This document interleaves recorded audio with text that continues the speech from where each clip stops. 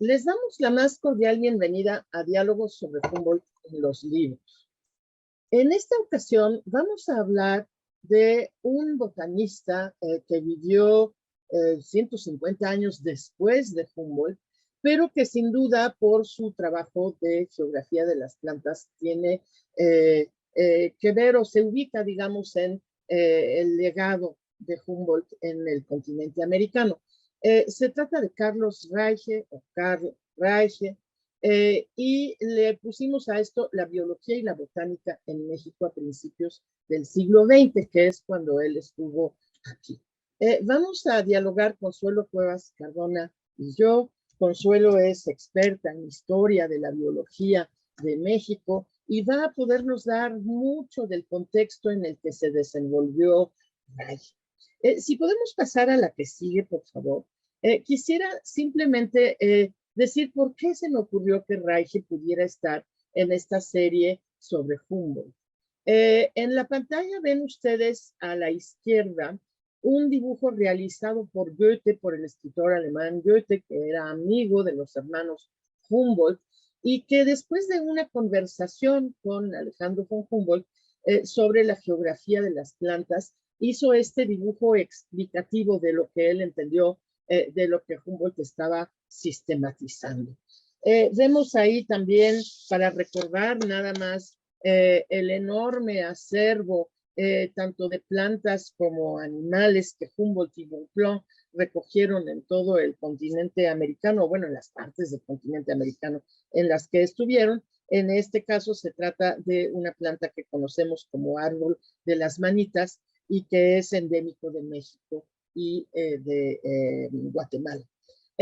Entonces, ese es Humboldt. La imagen de Humboldt es de 1803, es de cuando él estuvo en México. La vemos con poca frecuencia, generalmente lo vemos o muy joven o ya maduro en una biblioteca maravillosa de París o de Berlín, no sé, pero ahí en esta pintura lo vemos en los años que él estuvo en México, fue poco más de un año, de hecho alrededor de 1803. Bueno, ese es Humboldt. Ahora, en la siguiente, por favor, vamos a ver a Reiche. Reiche nació en 1860 en Dresden, estudió en Leipzig y de repente al final de su doctorado vio la oportunidad de posicionarse laboralmente en Chile. Hay que saber que en esos años muchísima gente de lugares germanohablantes, Alemania como tal no existía en ese momento, muchos emigraron por cuestiones de hambrunas, por cuestiones de grandes dificultades en el continente europeo, y de todos estos emigrantes muchos fueron a Chile. Eso hizo que en Chile se abrieran escuelas para los niños de familias germanohablantes y requirieran de profesores. Y entonces Reiche se va a Chile y se convierte en profesor de una escuela. A partir de ahí va posicionándose científicamente, porque bueno, finalmente él era botanista, tenía un doctorado y se coloca ya más allá del tema de la escuela, que fue su punto de arranque, su posibilidad, se ubica en el mundo académico chileno y hace ahí su vida. Se regresa a Dresden o a Leipzig por su novia, sus dos hijos nacen en Chile, vive en Chile creo que unos 19 años, bastante tiempo, y en ese tiempo hace su geografía botánica de Chile, que es un clásico en Chile, se sigue reeditando allá a más de 100 años de haber sido escrito. Tienen ustedes a la derecha a Reiche en 1910 en una publicación científica argentina, y lo tienen a la izquierda en el grupo del profesorado del Colegio Alemán de la Ciudad de México. Él es el que está sentado abajito a la derecha. Esto es ya muy posterior, pero pues ahorita veremos por qué lo volvemos a encontrar en una escuela. Entonces, en Chile, conforme va haciéndose un nombre como científico, se parecería, o él pensó que sería natural, que le confiaran la dirección del Museo Nacional de Historia Natural, pero sucedió algo que luego a veces sucede, le confiaron esa dirección a un político de carrera y Reiche dijo, bueno, entonces yo ya no tengo nada que hacer. En ese momento coincide que lo invita la Universidad Nacional a venir a México y llega a México en 1911. Y empieza de nuevo, llega con su familia, llega con sus hijos. Por cierto que la familia llega en el mismo barco en el que salió poco antes Porfirio Díaz a Europa. Toda la comunicación, imagínense en la embarco con muchos días de desplazamiento, eran distancias inmensas. Chile incluso hoy para nosotros está a muchísimas horas de avión, imagínense las horas de barco. Bueno, entonces llega a México, empieza a trabajar en la universidad y sucede un poquito lo que le sucedió en Chile, es decir, es despedido de la universidad 2 veces en contextos políticos diversos y acaba refugiándose en el colegio de sus hijos, el Colegio Alemán de la Ciudad de México. Da clases ahí y regresa a la universidad en un momento dado. El colegio ve en el perfil de Reiche, pero también en el perfil de otros profesores, una ventaja de tener a científicos de renombre para dar clase a los adolescentes del colegio, y en ese contexto surge el libro que es pretexto de nuestra conversación de hoy. Finalmente, nada más para cerrar un poquito la biografía de Reiche, cuando lo vuelven a despedir de la Universidad Nacional en 1922, decide aceptar una cátedra honorífica de geografía de las plantas en Múnich. Se va a Múnich y vamos a ver que va a regresar a México porque tiene esa gran inquietud de terminar su geografía de las plantas de México. Si podemos pasar a la que sigue, por favor. Reiche fue un científico que publicó muchísimo. Publicó en revistas científicas, publicó libros, publicó. Aquí hay unos ejemplos nada más. Tenemos, por ejemplo, Flora de Chile, que es la primera versión de su geografía de las plantas de Chile en 1896. Tenemos mucho después, en 1926, una cosa que se llama Flora excursoria en el Valle Central de México.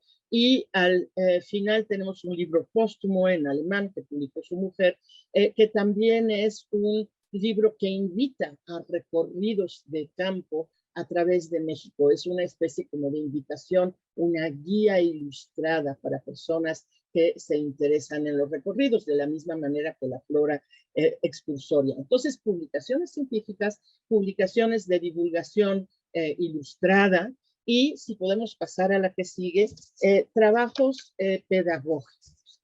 Esto es muy interesante. Aquí tengo nada más unos ejemplos de México. Creo que es donde más empezó a escribir para las escuelas. Y tenemos en el primer caso, se llama Elementos de Botánica. Esto se publicó, el título in extenso explica para qué se publicó: Elementos de Botánica arreglada para la enseñanza agrícola, secundaria y normal. El primer tomo se publicó en 1913 y el segundo en 1915. Y es que Reiche trabajaba en ese momento en la Secretaría de Fomento, en el Departamento de Exploración Biológica, y en ese contexto y desde esa institución se financió la publicación, digamos que de una primera versión de su geografía de las plantas de México. Contribuyó en otros libros. Tenemos el caso de un manual de geografía muy utilizado durante decenios, en el que escribió una pequeña parte, pero muestra su contacto con los demás científicos y su preocupación pedagógica. Y tenemos después, en el lado derecho de la infografía, los libros que dieron pie a la publicación que vamos a conversar hoy, o digamos que en torno de la que vamos a conversar hoy. Y es que él llega después de haber trabajado en la universidad, en la Secretaría de Fomento, en el Instituto Médico Nacional, en la Universidad Popular Mexicana. Ese yo creo que es un punto muy importante. Es un espacio al que iba gente de todas las clases sociales, en el cual Reige y otros tuvieron muchísimo éxito con sus ponencias científicas. Bueno, después de todo eso, llega el Colegio Alemán porque los demás espacios se cierran por razones políticas. El pobre hombre llegó al principio de la Revolución Mexicana y acabó pagando ahí también platos rotos que no debía, ¿verdad? Entonces, le fue fácil en el Colegio Alemán partir de lo que él ya había hecho en la Secretaría de Fomento y publicar tres manuales, de hecho, de botánica para la escuela. En ese momento, en ese colegio, y creo que eso se sigue dando a veces y se da en otros colegios que tienen un arraigo en otro país, traían libros de biología y de botánica de Alemania porque consideraban que eran pedagógicamente maravillosos. Pues sí, pero ahí había plantas que ningún niño del colegio había visto jamás y no había nada de lo que en excursiones, paseos, etcétera, pudiesen ellos trabajar desde un manual mexicano de botánica con la pedagogía alemana, el idioma alemán, en fin, pero bueno, que sí fueran clases de botánica para México. Entonces, le fue fácil hacerlo, ¿por qué? Porque ya lo había hecho en la Secretaría de Fomento. Es decir, el primer producto fue un libro en español muchísimo más amplio que el del Colegio Alemán, que él después tradujo al alemán y también hizo una versión un poquito más corta en español. Entonces se publican estos dos libros en el Colegio Alemán y son libros que ahorita vamos a ver en la presentación un poquito más a detalle. Son pensados para niños y jóvenes. Si podemos pasar a la que sigue, por favor. Y están pensados para una botánica práctica. Es decir, desde la introducción se dice que por favor los niños vengan con una lupa, unas pinzas, en fin, material que puedan utilizar para sus excursiones. Y en las fotos que acabamos de ver de un nopal inmenso y de un maguey maravilloso con alguien que está recogiendo el aguamiel, son parte de estos libros que hablan de plantas utilizadas para diversos efectos, para que los niños se ubiquen no solo en la botánica, sino también en los usos que le damos a la naturaleza.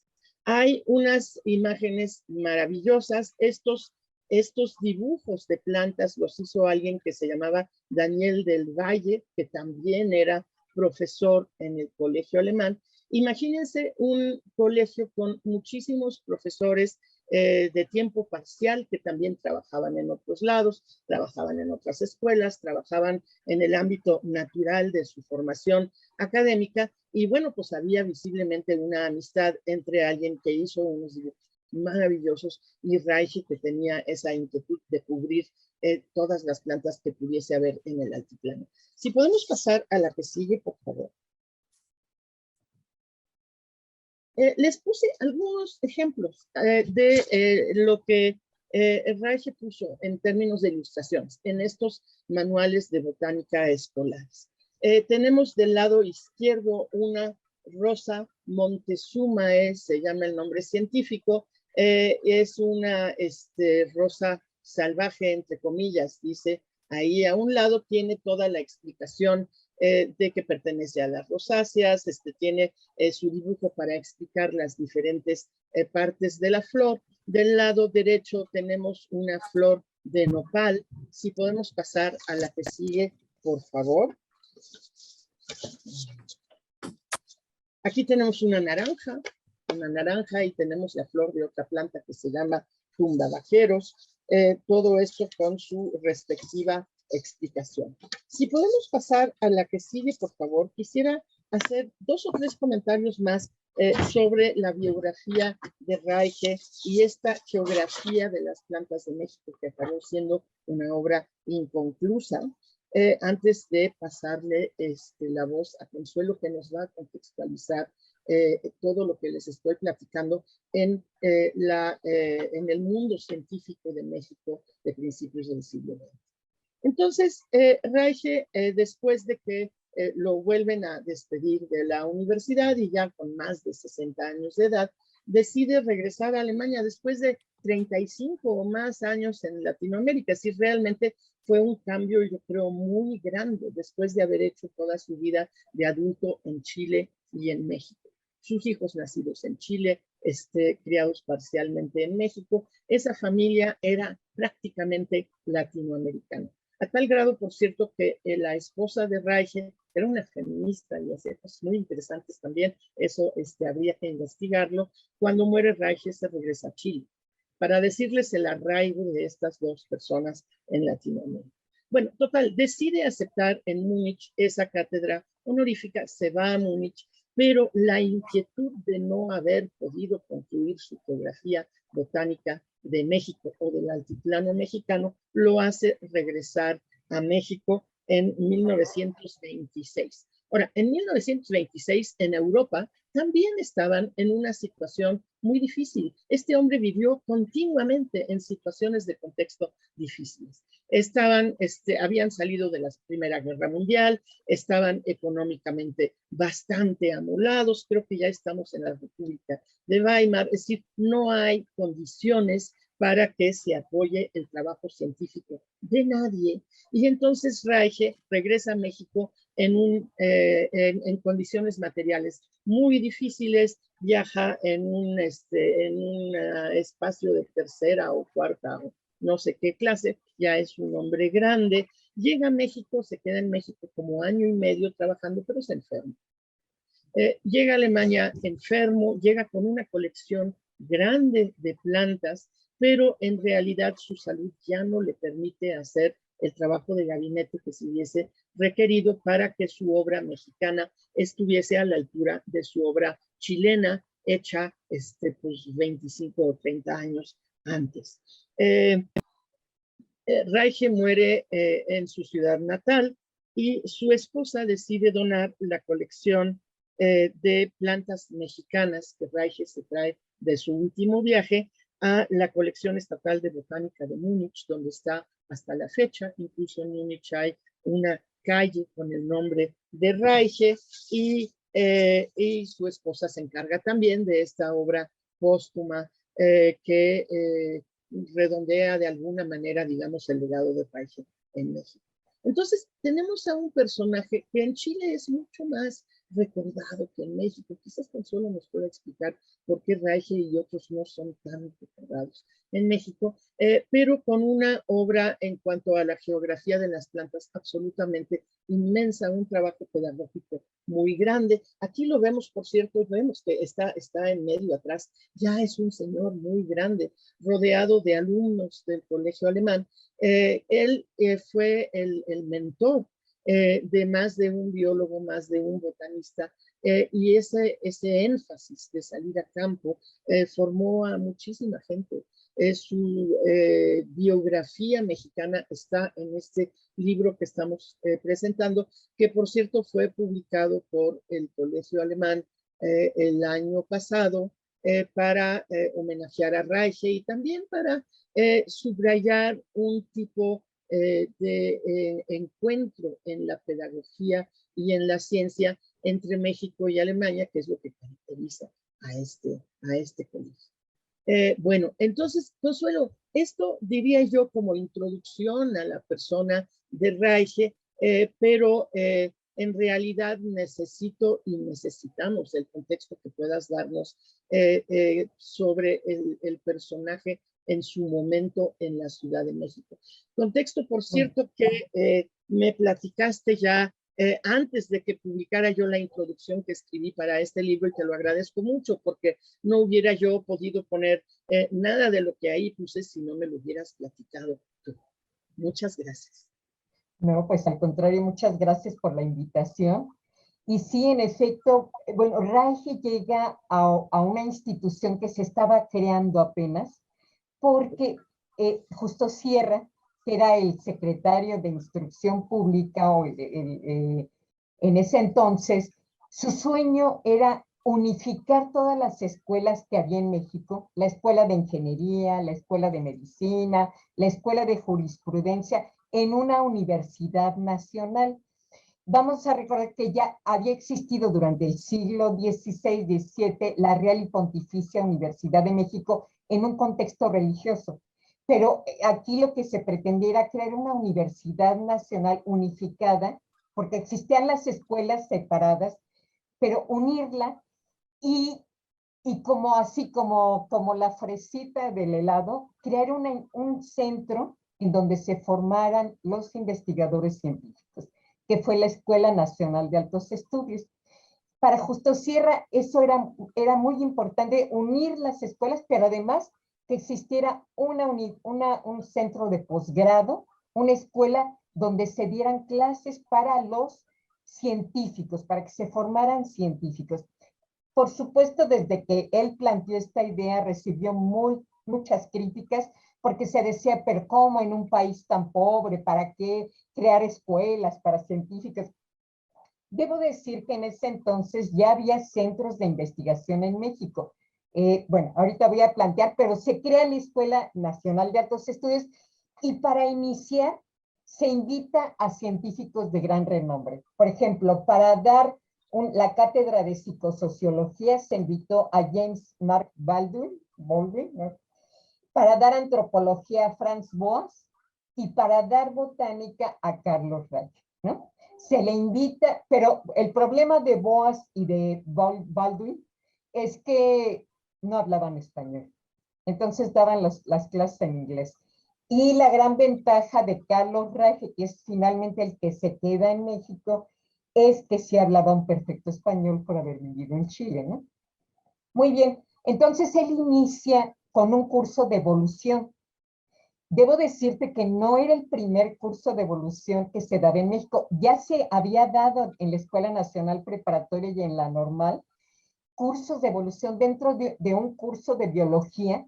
En la Nacional Preparatoria se le llamaba Academia de Biología y en la normal, en la Escuela Normal para Varones, la Cátedra de Biología, y ahí se les enseñaba evolución a los jóvenes, pero estas clases en ambas escuelas desaparecieron porque se consideraba que la biología entonces era una ciencia muy abstracta, que no tenía fines claros, que los niños no podían entender qué significaba esa biología, porque en todo el mundo se dieron estas discusiones de qué era la biología. La palabra biología fue acuñada por Lamarck desde principios del siglo XIX, pero no se utilizaba hasta que nace la teoría de Darwin y se empieza a hablar de biología. Pero, ¿qué se da? O sea, esto no quiere decir que no se estudiaran a seres vivos, sí se estudiaban, pero en el contexto de botánica y zoología. Entonces, en las escuelas se daba botánica y zoología.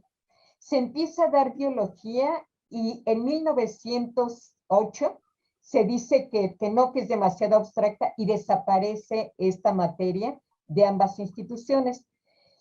Llega Carlos Reich y entonces por eso no empieza a dar biología, empieza a dar botánica, porque era lo que... Pero te digo, en todo el mundo se dieron estas discusiones, no solo en México. Se confundía la biología con fisiología, con zoología, con botánica. No se tenía claro qué era eso de la biología. Entonces Carlos Reich llega a dar botánica. Llega en unas condiciones muy buenas, que por desgracia van a durar muy poco. Pero él llega ganando un sueldo de 6,500 pesos, cuando que, por ejemplo, el director de la Escuela Nacional de Altos Estudios ganaba 3,285. Esto puede deberse, bueno, él además entra, como ya lo mencionaste, a trabajar al Instituto Médico Nacional, pero el sueldo para un jefe de área, de una sección, un jefe, era de 2,190. Si lo sumamos, darían 4,015, pero a Reich se le pagan 6,500 pesos. Esto es al año, ¿eh? ¿Por qué se le ofrece tanto? Bueno, porque tiene un doctorado, yo creo. Los profesores que trabajaban en México, por ejemplo, en el Instituto Médico Nacional, que era un centro de investigación nacido en 1888, con el fin de estudiar plantas medicinales, pues eran egresados de la Escuela de Medicina. Algunos quizás se hubieran ido un tiempo a hacer estudios fuera, pero en general todos eran o egresados de la Escuela Nacional de Medicina como médicos o como farmacéuticos. Entonces, Reich llega con un doctorado, ¿no? Entonces, seguramente este salario se le ofrece por esta razón. Muy bien, entonces él llega a la Escuela Nacional de Altos Estudios, ocupa la cátedra de botánica, eh, y contrata a su mejor alumna durante el primer año, fue una alumna llamada Julia Parodi, que trabaja con él en los primeros años hasta 1915, bueno, como ya dijo Verónica, es la primera vez que corren a Carlos Reich por una situación muy injusta, porque llega Venustiano Carranza, o sea, Venustiano Carranza peleó el poder, pero establece su gobierno en Veracruz. Aquí en la Ciudad de México había otro gobierno y él establece en Veracruz otro gobierno. Entonces hay dos gobiernos en unos años o unos meses quizás en la Ciudad de México y otro en Veracruz. Y Carranza cuando regresa y ya es presidente, manda a correr a todos los que no lo siguieron a Veracruz. Reich no lo podía haber seguido porque estaba cuidando las colecciones del Instituto Médico Nacional o porque estaba trabajando en la Escuela de Altos Estudios. Bueno, tenían sus razones para no ir a Veracruz, ¿no? Pero entonces llega Carranza y despide a aquellos que no fueron, a todos los profesores de altos estudios que no los siguieron a Veracruz, los despiden, y entre ellos a Carlos Reich. Bueno, él entonces se va, es una de las veces que se va. Yo creí que se había regresado a Alemania. Verónica me hizo ver que no, que se refugió en el colegio alemán. Ahí le dan trabajo. Y bueno, durante unos años él no regresa a la Universidad Nacional. Pero continuando con las instituciones donde él trabajó, está la Escuela Nacional de Altos Estudios, que les digo, con todos los problemas, fue una escuela que tuvo muchos problemas al nacer porque se discutía mucho cómo se iba a ocupar tantos recursos para formar científicos. Eh, hay una crónica donde narran que iban a tener una junta los maestros y dicen, pero no pudieron llegar porque hubo una balacera que les impidió llegar. Eran momentos de la Revolución Mexicana, pues terribles, ¿no? Estos que se vivían. Pero vamos al Instituto Médico Nacional. El Instituto Médico Nacional fue un centro de investigación nacido en 1888, en donde ya se paga a los científicos por ser científicos. Te digo, egresados como médicos, pero ya eran gente que había estudiado botánica pues, durante mucho tiempo y que se interesaba en la aplicación de las plantas, ¿no?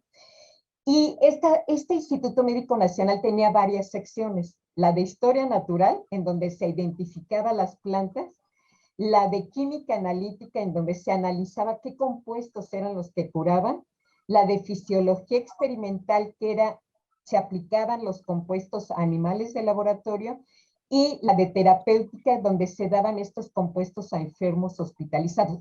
Y había una quinta sección que era de Geografía Botánica, que yo supongo que es a la que llegó Reich como jefe, pero se le cambia el nombre a Sistemática y Geografía Botánica. Entonces, bueno, él llega, es muy respetado. El hecho de que ahora, como dice Verónica, sea poco conocido es porque en general la historia de la ciencia en México es muy reciente. Entonces, gente como Fernando Altamirano, por ejemplo, que fue el director del Instituto Médico Nacional, pues tampoco es muy reconocido. Alfonso Luis Herrera, que se considera el primer biólogo como tal, que empieza a hacer ya estudios evolucionistas, pues apenas se está reconociendo. Pero, entonces, yo creo que es una situación por esta idea de que en México no había ciencia. Durante mucho tiempo se pensó que en México no había ciencia por ser un país del tercer mundo, y bueno, o porque cuando entra la Revolución Mexicana se desconoce todo lo realizado en el Porfiriato, posiblemente también, o por ambas razones. Hay muchos años que no se estudia la historia de la ciencia, ¿no? Y yo creo que por eso no es solo Reich, son varios los científicos que son poco conocidos. Muy bien, entonces otra de los centros de investigación en donde llaman a Reich para que dé clases es en La Comisión Geográfico Exploradora fue una comisión que nace desde 1870 junto con el Observatorio Astronómico y el Observatorio Meteorológico, porque necesitan hacer mapas, necesitan tener mapas. Cuando México tiene su independencia, se pierde mucha de la información que se tenía cuando estaban los españoles en la colonia. Entonces, durante el siglo XIX era urgente realizar mapas, ¿no?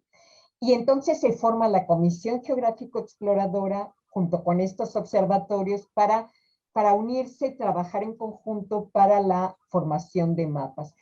Una de las secciones que tiene esta Comisión Geográfico Exploradora va a ser la sección de historia natural, que era pues estudiar, se hacían mapas, pero que se requería saber qué flora y qué fauna había en cada lugar, ¿no?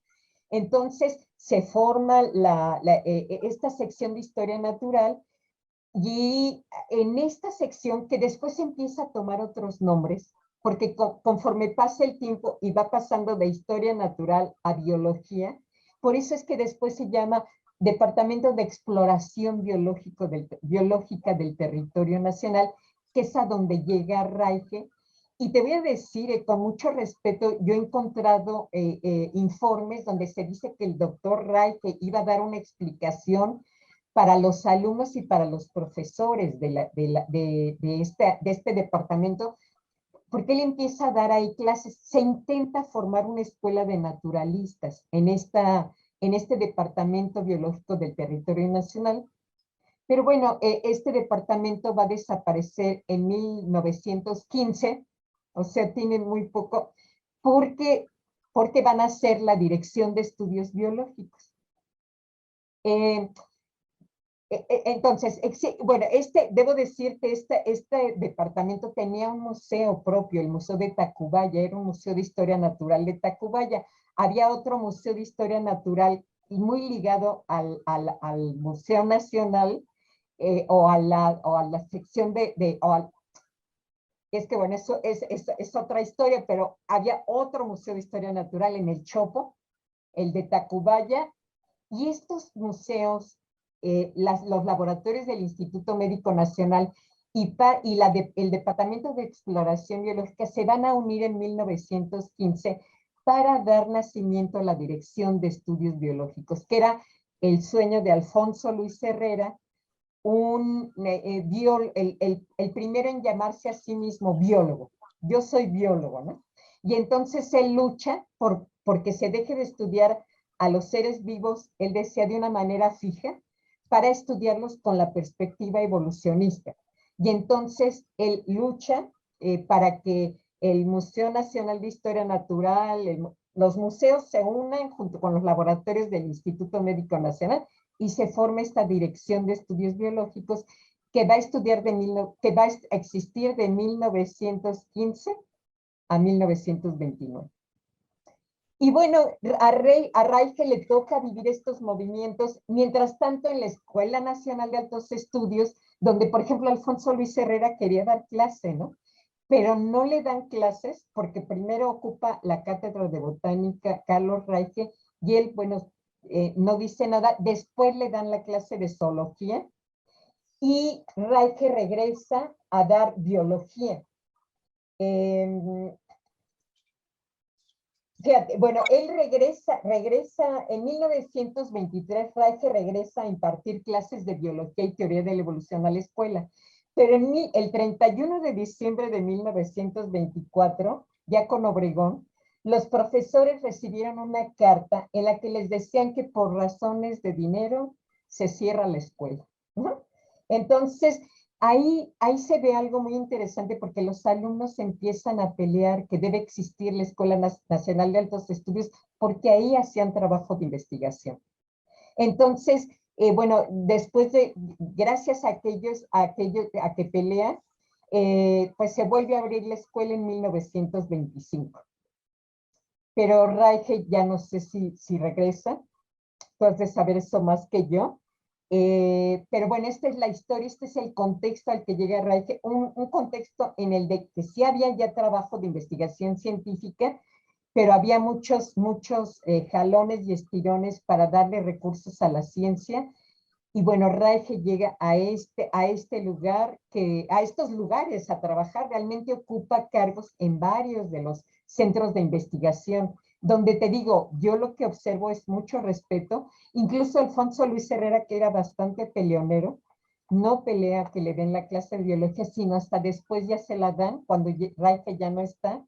Bueno, porque yo creo que él entendía que el grado de doctorado de Reige, ¿no? Sí, yo deduzco de lo que tú me dices, que alguien con mucho prestigio llegó sin saberlo a un país que estaba a punto de entrar en una etapa muy complicada en todos los sentidos, y al mismo tiempo, bueno, el prestigio seguramente le venía del doctorado, pero creo también de la De su obra tan trabajo. grande que había hecho en Chile y de la Claro. metodología que trajo y que empezó a aplicar muy rápido en México.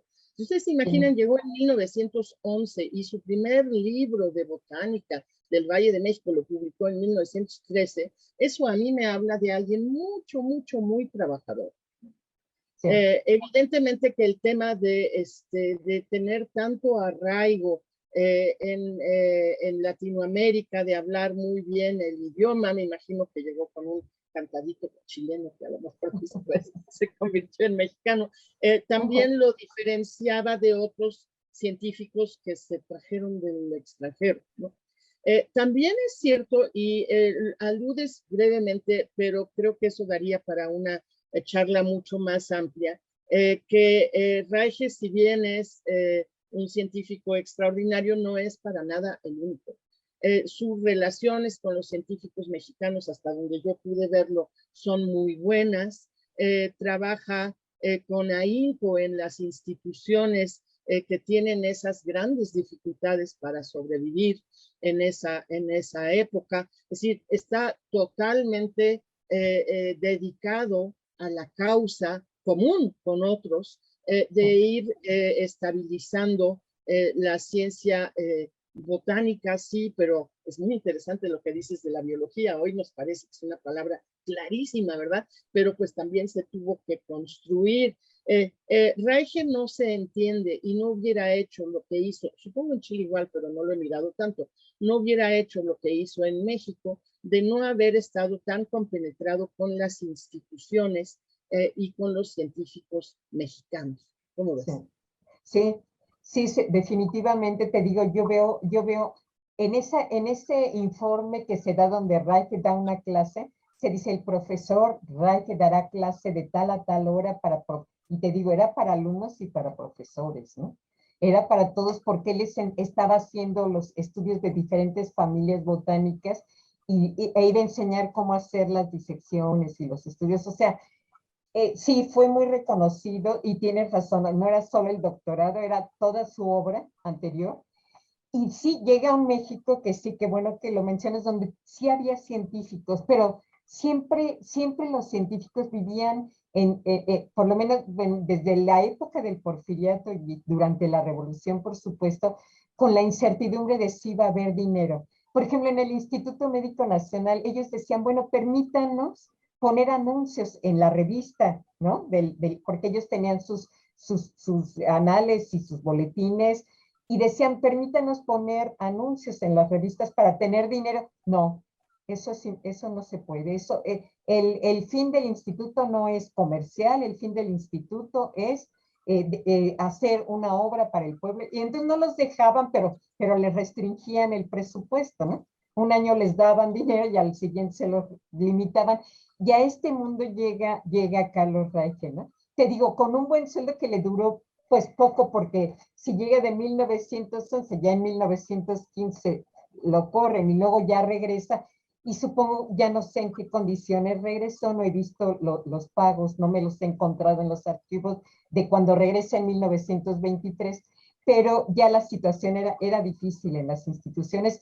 Sin embargo, bueno, pues lo bonito y lo asombroso es que sigue, a pesar de todo, la ciencia continúa realizándose y cambia. Por ejemplo, la Dirección de Estudios Biológicos, pues fue una institución muy grande que tenía laboratorios de investigación.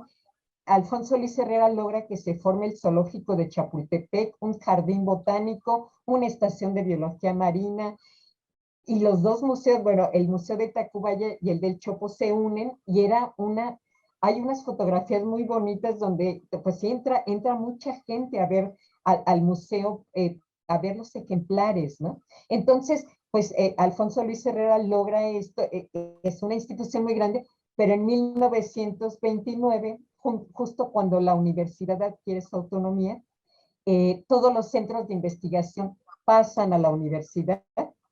Había un Instituto Geológico Nacional, la Dirección de Estudios Biológicos, el Observatorio, o sea, Astronomía. Todo pasa porque desde que Justo Sierra tenía la idea de unir la universidad, su idea es que de ahí concentrar la investigación científica.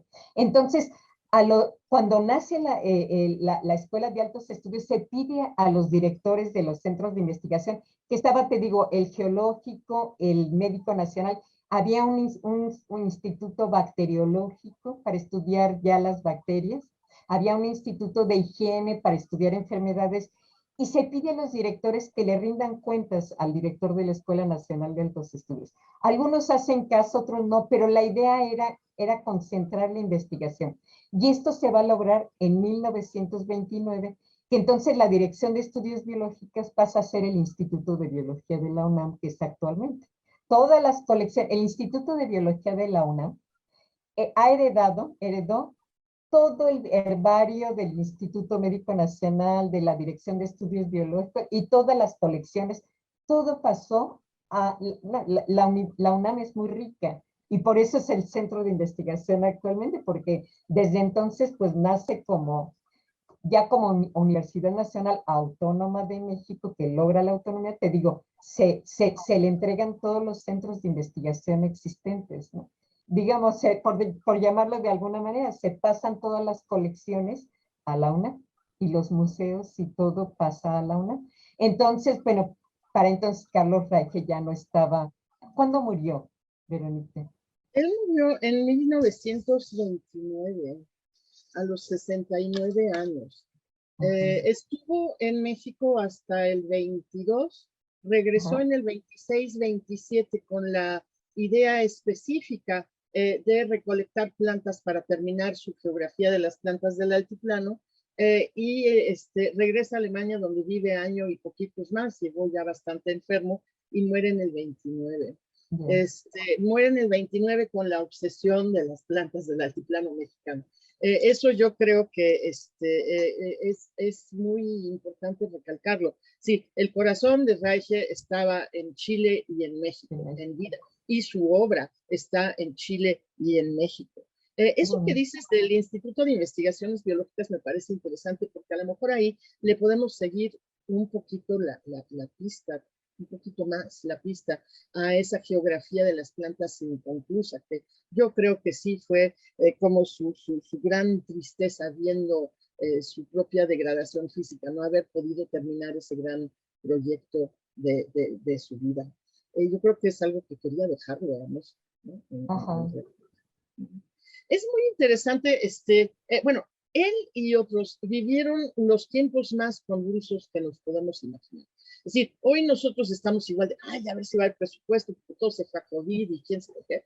Y es cierto, pero no tiene común medida con la época de la revolución, porque es que además no estaba asegurado en la mente de los que definían la política pública, no estaba asegurada la necesidad de la ciencia, ni de las ciencias biológicas, ni de ninguna otra, ¿no? Entonces, y al mismo tiempo vemos todas estas instituciones, algunas particulares, algunas públicas, algunas que logran sobrevivir al porfiriato, que la ciencia no tiene la culpa, ¿no? La verdad, y otras que se crean. A mí me fascina esta Universidad Popular Mexicana, surgida del Ateneo de México en 1912. Fíjense, estamos a 2 años del inicio de la revolución. Falta mucho para que todo eso se estabilice, y tenemos ahí un espacio de formación para todos los niveles sociales, que según he leído se llenaba en efecto, de obreros, se llenaba de mujeres, se llenaba de niños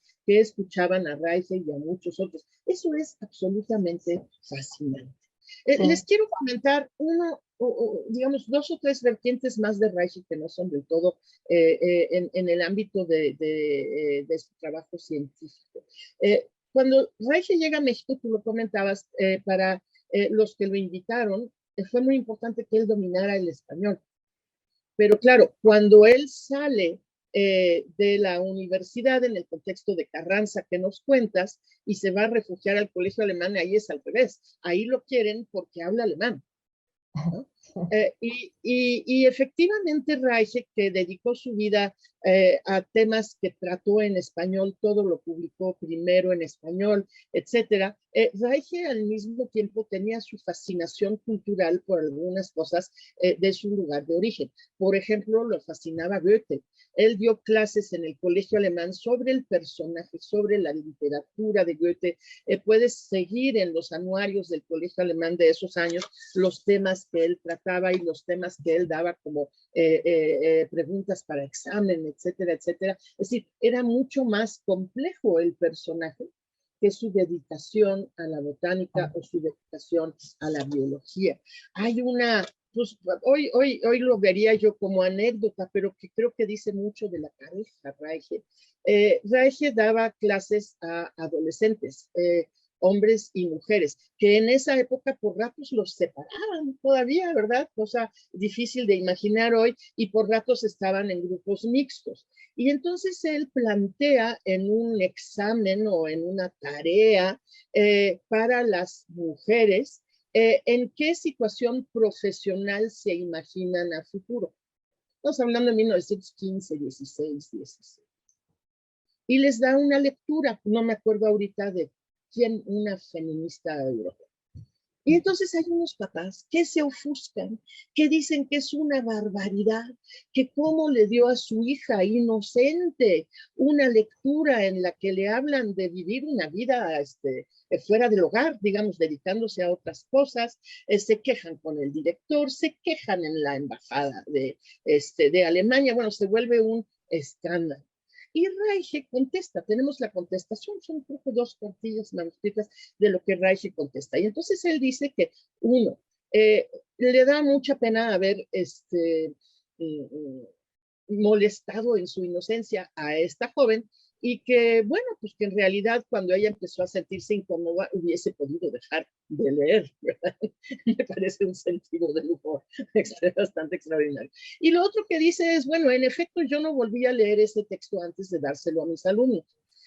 Pero la realidad es que mi esposa tiene muy amplias lecturas feministas, ha coleccionado, mandado traer muchos libros muy recomendables y la autora de este texto es de renombre y no pensé de ninguna manera que eso ofendería a nadie.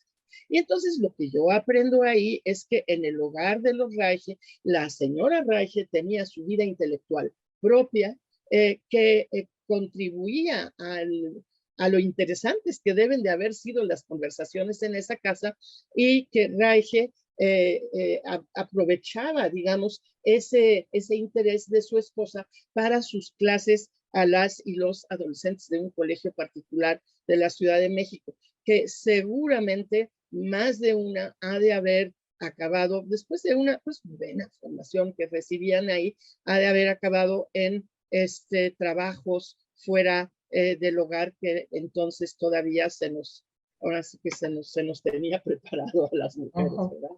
Entonces, en realidad es un personaje muy complejo y gracias a que trabajó en el colegio alemán, sabemos todas estas otras cosas. Si no, nos quedaríamos en la botánica, que sin duda es su legado, pero ahí vemos a un personaje muy completo, sabio, humano, con sentido del humor, con la preocupación por los jóvenes. Yo, la verdad, dediqué bastante tiempo a Reich para que se pudiera dar este libro y siento que lo conozco un poquito, me cae muy bien. Me da mucho gusto que hayamos podido hacer algo para volver a hablar de Reige en México. Por cierto, que por ahí hay alguien haciendo una tesis en la UNAM sobre Reige. Desde luego que no soy para nada la única.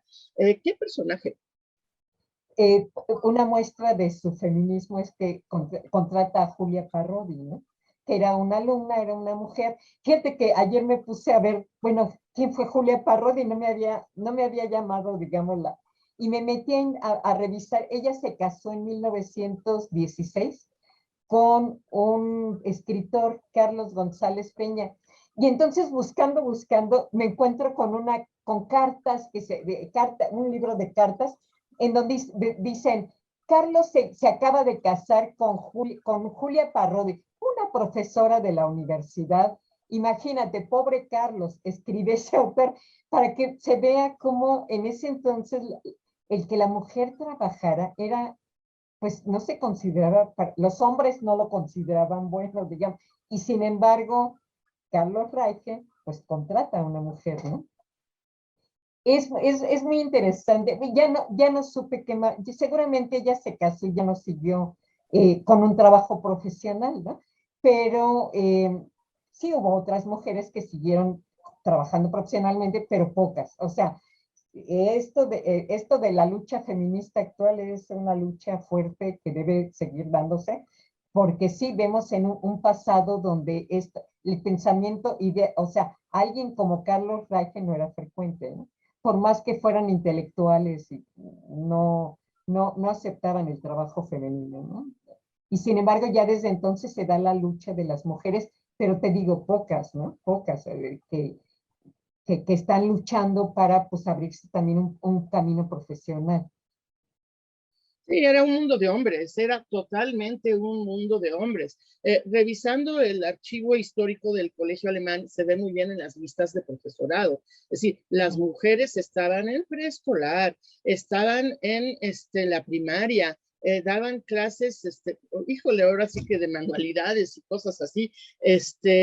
A las adolescentes les daban clases de, no sé cómo llamarle a eso, bueno, de cocina y de cómo llevar un hogar y cosas así. Sí, y los profesores y los de los altos sueldos y desde luego los directores, hasta hace muy poquito tiempo, por cierto, todos los directores fueron hombres. Era un mundo de hombres. En un colegio privado como y en el resto de la sociedad, sin duda alguna. Y yo creo que si hoy tú y yo, Consuelo, somos personas que tuvimos la oportunidad de estudiar, somos personas que trabajamos en un mundo académico, es gracias a todos estos personajes que lucharon por ello. Y esa es una de las muy buenas razones porque todavía falta, para seguir apoyando a las mujeres, para la sororidad que debemos de tener en la ciencia y en todos los aspectos de la vida. Es decir, realmente mundo, el de Reich, el de hasta mucho después de Reich, fue un mundo prácticamente masculino en el cual van apareciendo personajes como Julia Parodi y otros. Creo que una de las primeras doctoras médicas de México también egresó de este colegio. Tendría yo que ver si no tuvo también clases con Reich, que a lo mejor no fue el único con apertura, pero bueno, realmente. ¿Dónde? No, te iba a decir, la primer médica se llamó Matilde Montoya. No sé si posiblemente estudió en el alemán, no lo sé, pero la primer nacida en el siglo XIX, logra estudiar en la Nacional Preparatoria cuando era una escuela de solo hombres. Y te voy a decir, la segunda que me parece importante señalar, era pachuqueña, Esther Luque Muñoz. Ella estudia aquí en la escuela, aquí en el Instituto Científico y Literario, que era como se daban las mismas clases que en la Escuela Nacional Preparatoria, y después se va a la Escuela de Medicina, pero ella estudia farmacia. Y ella es contratada en el Instituto Bacteriológico Nacional y llega a ser una gran. No tiene escritos, eso es lo malo. Llega a tener reconocimiento y yo lo veo porque le llegan a pagar igual que a sus compañeros hombres, ¿no? Porque cuando entra le pagan menos, pero después logra ganar lo mismo que ellos. Sin embargo, ella no escribe, o si escribió, a lo mejor el que firmaba era su jefe. Es posible que también eso ocurría, ¿no? Pero por desgracia ella no le puede dar un seguimiento como científica. Sin embargo, ella trabajó en el Instituto Bacteriológico Nacional, después en otros centros de investigación de enfermedades tropicales, y fallece, pero pues son mujeres poco conocidas. Y te digo, ella nació en Pachuca, es más, la casa de su papá estaba en Matamoros, y estudió en la escuela, en el Instituto Científico y Literario del Estado de Hidalgo, ¿no? Y bueno, pues es una de las grandes, te digo, fue muy reconocida dentro del Instituto Bacteriológico Nacional, ¿no? Y es importante decirlo porque pues, es gente muy poco conocida, ¿no? Fíjate Pero que son de los... así como yo me imagino a Rachel, creo que Ajá. le daría mucho gusto que empecemos hablando de él y acabemos hablando de mujeres científicas. Yo creo que Sí. eso es muy en el espíritu de Rachel. Y bueno, Consuelo, pues vamos a buscar otro libro en el que podamos dar ese énfasis a las mujeres en la ciencia, lo podamos dar desde Hidalgo, pero pues bueno, más allá de Hidalgo, platicamos después para escoger ese libro y para tener otro diálogo. Ya se nos acabó. Te agradezco muchísimo que hayas tenido esta conversación conmigo y pues te pediría unas palabras para cerrar. Pues muy interesante, Verónica. Bueno, son temas que a mí me apasionan, y muchísimas gracias por la invitación. De verdad, el libro es hermoso, lo he leído en partes, pero con mucho gusto, porque pues sí, Carlos Regge es de los científicos que deben ser reconocidos, como gente además que se asume como parte del país y que quiere darle al país, ¿no? Quiere darle algo al país, y eso debe parecernos a los mexicanos algo muy valioso, o nos parece muy valioso y digno de reconocerse. Muchas gracias, Consuelo. Muchas No, gracias. gracias a ti por la invitación, de verdad. Gracias.